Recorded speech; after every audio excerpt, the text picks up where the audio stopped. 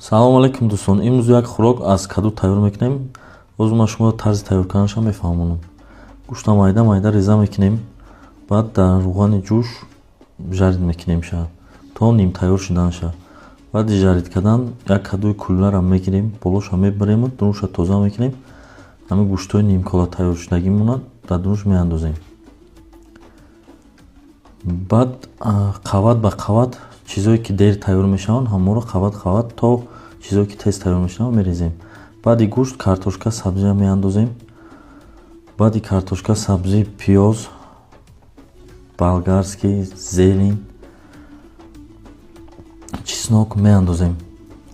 Баъди ин чизо камтар меҷиқем. Баъд зира, намак, мурч хеле ки маъқулатона мекунем. Баъди вай обычный рӯғани семечка мерезем. Баъд дар ду қават пергамин мепечонем. Баъди пергамин бо дар фольга мепечонем.